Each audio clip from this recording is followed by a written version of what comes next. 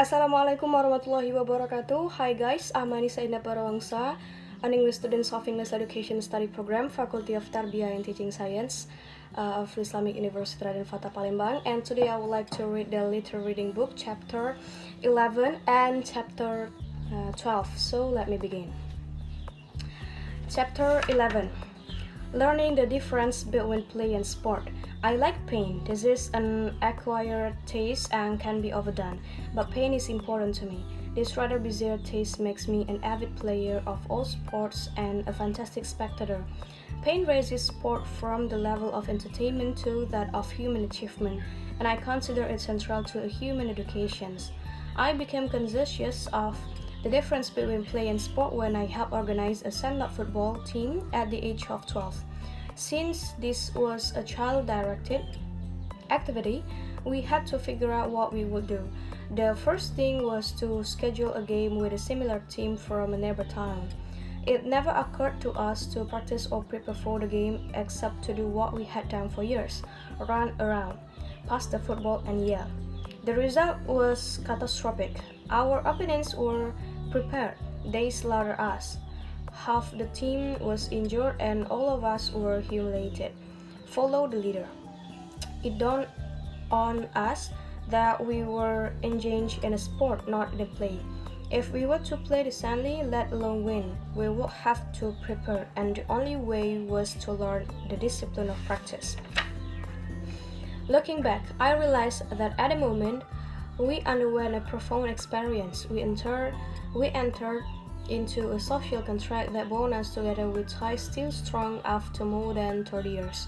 Our quarterback imposed his rule on us. He was never elected captain or coach, but simply assumed these offices. His voice was stentorian, and his will was indomitable. He focused my attention on the importance of pain and the reaction to it.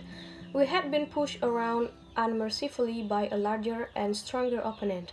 On our 5-yard line, he told the team he would take the ball on every play until we lost it, and from the look in his eye, we all knew we had better not to lose it. He was not large, and it seemed folly to plunge into the center of the line, especially since he had no pads or helmet to protect him. The first rush caught the other team by surprise, and he went for 10 yards. On the second plunge, they stiffened, but we still moved. For 60 yards, we inched forward. After the first few rushes, it was clear that our offense consisted of one play up the center. By the time we had penetrated to their 30-yard line, our quarterback was covered with dust and blood, but still giving the same command: snap the ball to me on 3. A surprising thing happened. The opposition collapsed. We moved 5, then 10, then 15 yards until the touchdown was made. One boy, determined to break his opponents regardless of personal agony, had demoralized 11 other boys, all as big as or bigger than he and as good or better football players. Their undoing was their inability to understand how the human will can drive the body to the things that defy reason. I have never forgotten that day and the lesson I learned.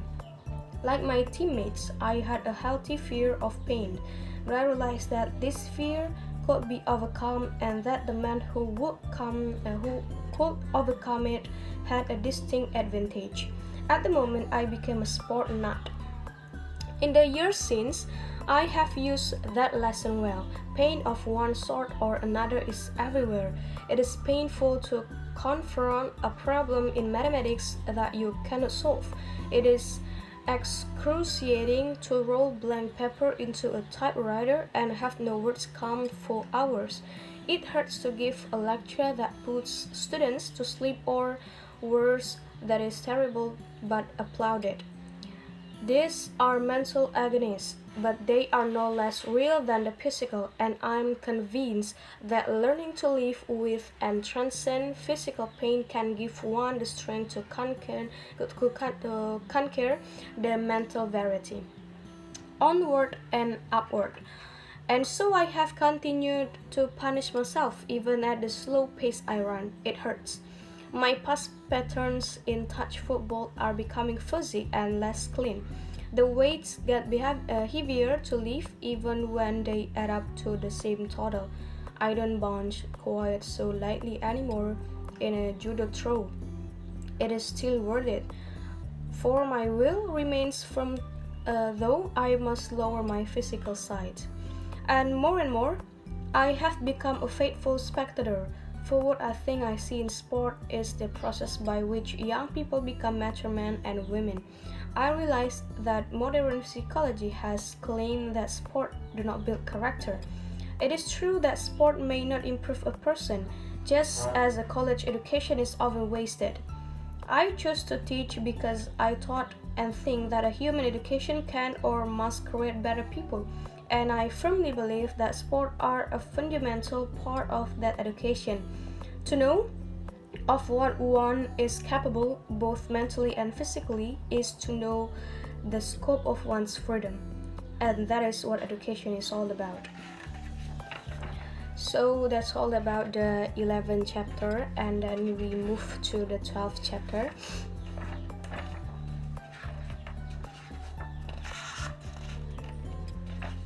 The 12th chapter.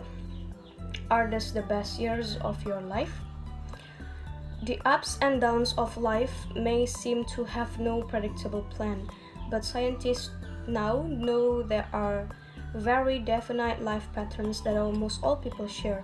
Today, when we live 20 years longer than our great grandparents and when women mysteriously outlive men by 7 years, it is clearer than ever that the game of life is really a game of trade-offs. As we age, we trade strength for ingenuity, speed for thoroughness, passion for reason.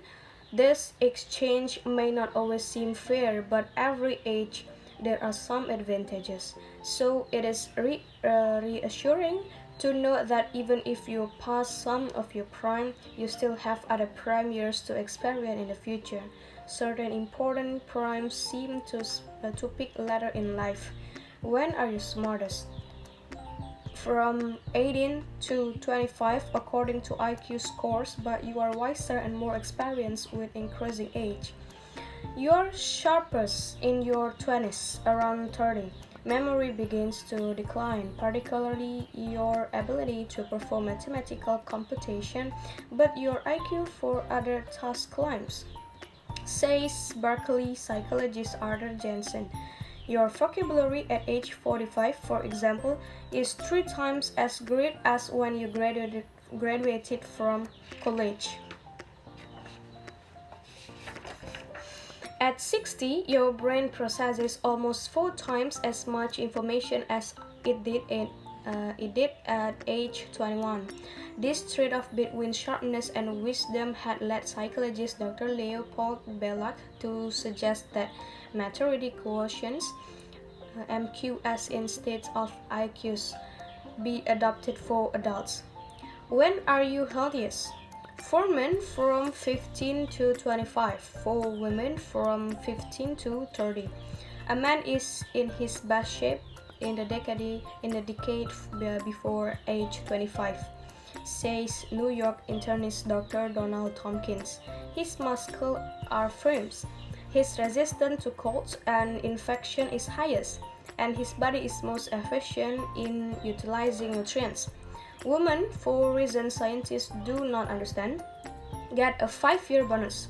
Peak health begins to decline when the body process called anabolism is overtaken by the opposite process, catabolism. Cells have been dying since birth, say Tompkins, but in our late 20s, they start dying faster than they are replaced. Also, muscle is replaced with fat.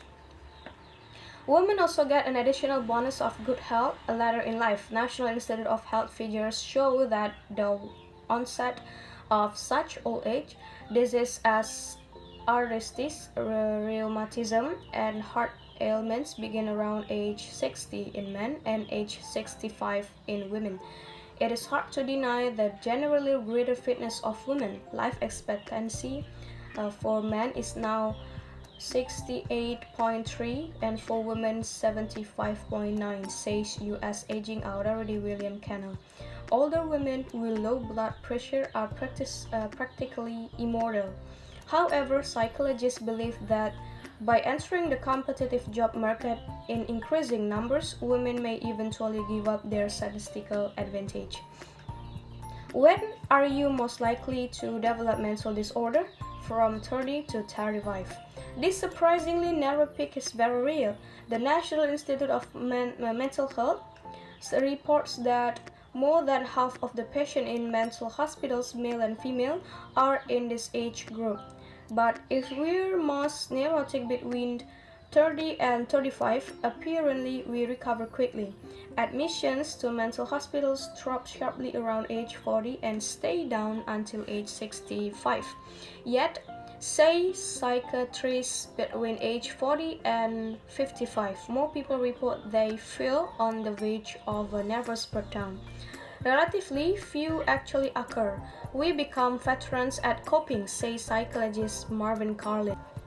Suicide, a measure of mental problems, peaks from 20 to 24 and then again around 70. Incidents of suicide are smallest among people with intact marriage, highest among the divorced.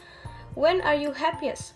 You have the best physical sense of yourself from 15 to 24, the best professional sense from 40 to 49. Pessimism peaks between 30 and 39. San Diego State University psychologists Marilyn Borch and Linda Dutton found that before age 24, we believe that our happiest years are yet to come. Over 30, we believe that they're behind us. A national health survey agrees after age 30, we become more realistic and do not view happiness as a goal in itself. If we maintain our health, achieve professional and emotional goals, then happiness we feel will follow. The American Institute of Public Opinion says that the pessimism peak occurs when we realize that talent and determination aren't enough to guarantee success, let alone mass health. Also, youth's good physical sense of self apparently does little to foster happiness. Parents who tell their teenage children these are the happiest years, say Liggett, couldn't be more wrong. Adolescence is very difficult. Only when you are 40 and looking back does youth look blissful. When does your sexual drive peak? Around 16 to 18 for men and between 35 and 14 for women. While the male sex drive is diminishing, the female is reaching her sexual peak. Some psychologists believe that nature arranged it this way in order to control population. When are you most creative? Generally between 30 and 39, but the peak varies with different professions. Mozart wrote a symphony and 4 sonatas by age 8, and Mendelssohn composed his best-known work, A Midsummer Night's Dream, at 17. But most of the great music was written by men between 33 and 39. In his monumental work, Aging and Achievement, psychologist H.C. Lehman presents the years for peak work in many fields: grand opera 35 to 39, musical comedy 40 to 45, chemistry 26 to 30, mathematics, physics and electronics 30 to 34, astronomy 40 to 44, writing novels 40 to 44, short stories 30 to 34, and poetry 24 to 29, the earliest peak for all types of writing. Painting and sculpture 32 to 39, architecture 40 to 44, invention 30 to 40, and economics 30 to 39.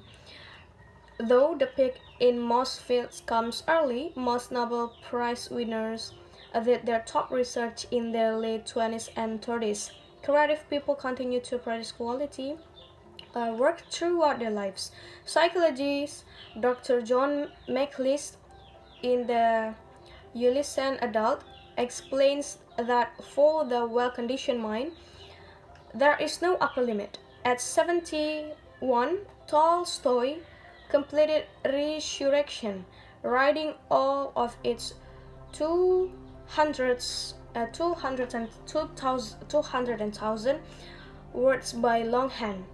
Fulder wrote his marvelous satire, Candide, at 64, and Will Durant began to write 5 volumes of the monumental history of a civilization in collaboration with his wife Ariel when he was 69, and he finished at 89. By viewing life's various peaks, we can easily get the feeling that we are part of a giant give and take plan. Though statistically the plan is there, we must remember that every peak that has many expectations says, make list.